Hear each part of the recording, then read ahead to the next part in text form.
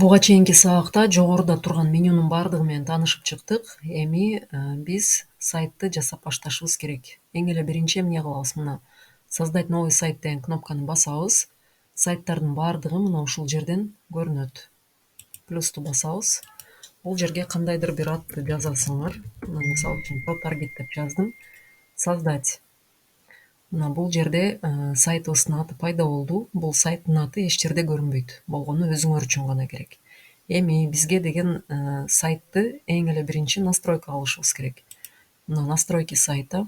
Бул жерде ар кандай разделдер бар. Мына главное. Бул жерде сайттын атын өзгөртсөңөр болот, сайттын описаниясын өзгөртсөңөр болот. Бул субдомен на тильде. Домен деген бул сайттын аты. Мына мисалы үчүн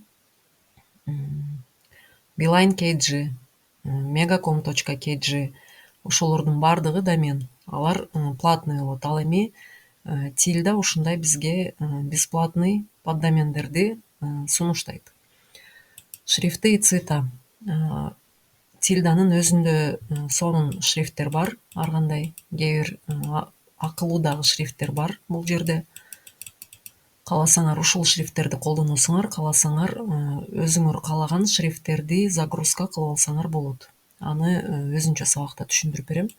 Главная страница. Эгерде бир эле сайт болсо, главная страницаны тандоонун кереги жок. Эгерде многостраничный сайт болсо, каалаган баракчаңарды главная страница катары тандап алсаңар болот. Домен деген түшүндүрүп кеттим. Аналитика. Аналитиканы так мына Яндекс Метрика деп турат. Яндекс Метриканы кантип подключать эткенди таплинк боюнча сабакта үйрөткөм. Бул деле ошондой эле сыяктуу. Facebook Pixel ошондой суроо жаралган таплинк боюнча сабакта. Таплинк боюнча сабакта билесиңер, Facebook деген модуль бар. Ошол жеке кодту таргетолог берет, силер коюп коесуңар. Тильдада деле ошондой таргетолог кандайдыр бир кодту берет силерге, ошол жерге коюп коесуңар. Так, SEO боюнча өзүнчө сабак болот. Экспорттун кереги жок. Так, платежные системы. Платежный системага токтолсок, так, мына справка по настройке платежных систем дегенге киресиңер дагы таанышып чыксаңар болот. Бизде Freedom Pay деген платежная система иштейт. Алар баардыгын клиент өзү барып, алар менен договор түзүп, өзү кабинет ачып, өзү ссылка жасап берет. Ошол ссылканы болгону силер коюп коюшуңар керек. Силер жактан эч кандай жумуш болбойт. Шапка и подвал деген тильдадан шапка болот, подвал болот. Так, аны кийин подключать эткенди үйрөтөм. Так, действие. Эгерде клиентиңер платный тарифте болсо, силердин дагы тарифиңер платный болсо, силер өзүңөр создать сайт деп туруп, сайт жасап туруп, кийин клиентке болгону передача кылып койсоңор болот. Эгерде ал сайттын силерге такыр кереги жок болсо, мисалы үчүн бир сайттын кереги жок болсо, жөн эле удалить сайт дейсиңер дагы жаңы сайт ачып алсаңар болот.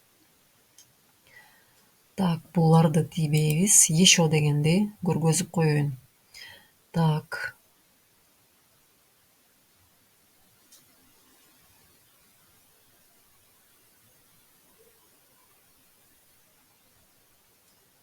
Так, бир жерди көргөзөйүн дедим эле, бул башка жакта окшойт.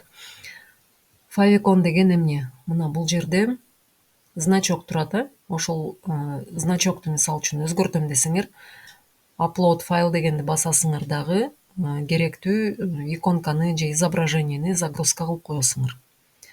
Так, болду ошол. Настройкалар боюнча ошол. Кийинки сабакта шрифтти кантип загрузка кылабыз, анан SEO деген эмне түшүндүрүп берем.